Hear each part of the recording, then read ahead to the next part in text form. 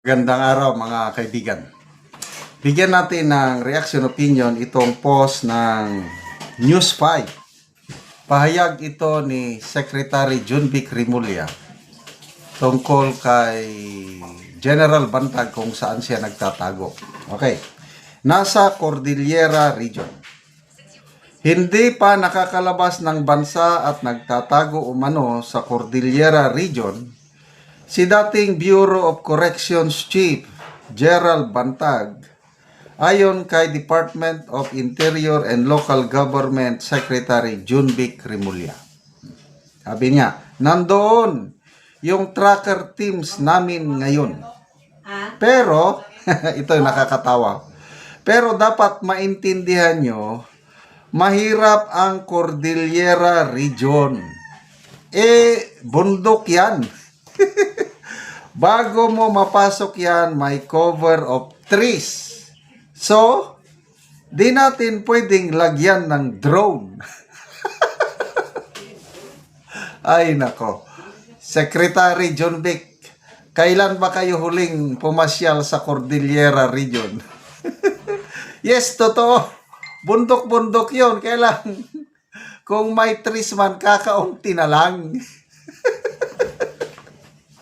Palagi akong namamasyal dyan sa Cordillera Region.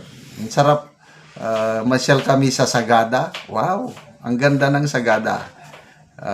Mamasyal kami dyan sa mga... Ganda kasi yung tanawin yan eh. Bundok-bundok, kailang ang daming tanim. Kung may tinatawag na rice terraces, meron ding vegetable terraces. Kasi kikita mo, ang hirap yung terrain. Kailang ang mga kapatid nating Cordillerans, mga Igorot, natatamnan nila yung kanilang mga mahirap na areas dahil sa sipag nila. Kaya nakakatawa itong sabi niya na, bundok yan, may cover of trees. Yes! May mga kahoy, kailang hindi yung forested. Wala nang masyadong forested cover sa Cordillera, Honorable Secretary. Kung gusto mo makakuha ng forested area talaga, punta ka sa sa Marawi City, yung watershed ng Lake Lanao. Yan. Talagang makapal pa ang forest cover ng Lake Lanao. Saan pa? Punta ka sa Agusan and Surigao. May mga pa dyan. May mga remaining forest cover ba dyan sa Agusan and Surigao. Saan pa ba? Kakaunti na ang may forest cover sa Pilipinas eh. And ako, dahil palagi ako dyan sa Cordillera Region, may mga kahoy man, kailang hindi na po yung forest cover na hindi mo siya paliparan ng drone at hindi makikita mo pa rin. Kaya ang tanong natin kay Secretary Junvic is, kailan ba siya huling pumasyal sa Cordillera Region? Ay nako, nakakatawa. Ano ba? Naharap si Bantag sa reklamong may kaugnayan sa pagpaslang sa broadcaster na si Percy Lapid. But anyway, mas maganda na lang itong statement niya ngayon na Cordillera Region. Kasi nung una, sabi niya, nagtatago sa Kalinga. Itinatago ng mga tribo ng Kalinga. Ay di, umalmang mga tribo sa Kalinga. Nga sabi nila, wala dito. Mismo ang Kalinga Provincial Police Director. Sinupalpal niya ang pahayag ng DILG na wala dito. Bakit? Kasi among the Cordillerans, mga kapatid nating Igorot, mayroong 8 tribes. If I'm not mistaken. Iba-ibang tribo yan eh. Kankanae, may Bitget, Ifugao, ano pa ba? Basta 8 yan. Iba-ibang tribo. So, ibang tribo yung Kalinga. Within Kalinga, may mga sub-tribes din ng Kalinga.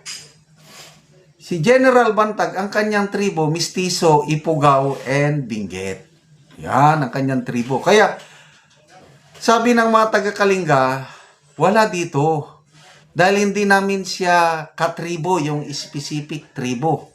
Kailan kung buong Igorot tribe, yes, Igorot silang lahat. Kailan may mga specific tribe pa rin. Kaya kung nandyan man sa Cordillera region, si General Bantag, most likely, nasa Benguet siya o nasa Ifugao. Dahil nandyan yung kanyang tribo. Kaya, mahirap daw pasukin. Sige, pasukin ninyo.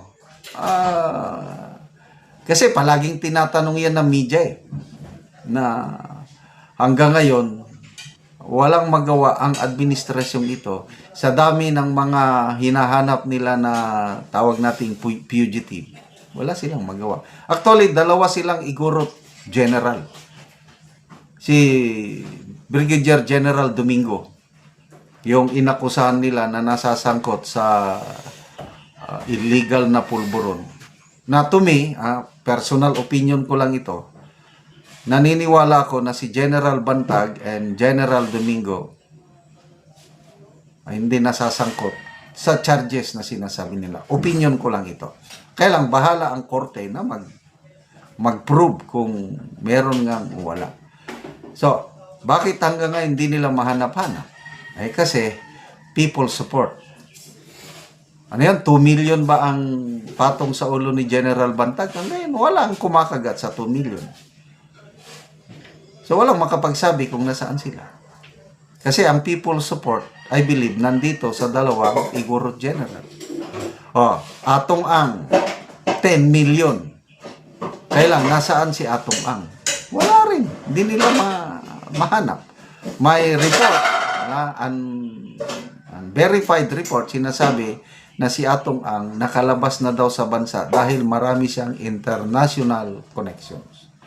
So, good luck po sa administrasyong ito sa paghahanap ng mga tinatawag nilang fugitives. Atong Ang, Saldico, ang pinakamalaking isda. Saan nyo hanapin? Sa Portugal daw. Wala naman tayong extradition treaty sa Portugal. Good luck na lang. Salamat mga kaibigan sa inyong pagsubaybay sa ating channel. Nakakatulong kayo ng malaki sa tribong Talandig ng Bukidnon dahil ang sweldo natin sa channel na ito is pantulong po sa tribo. Namimigay tayo ng libreng yero at pako para makapagpatayo sila ng mas maayos na tirahan. Panoorin nyo ang video na ito. Ni ang mga taga ng Gero o mag-atop na ni siya karon.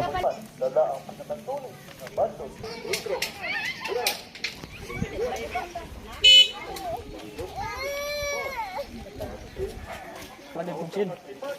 Nakasang ba ang kawain na din?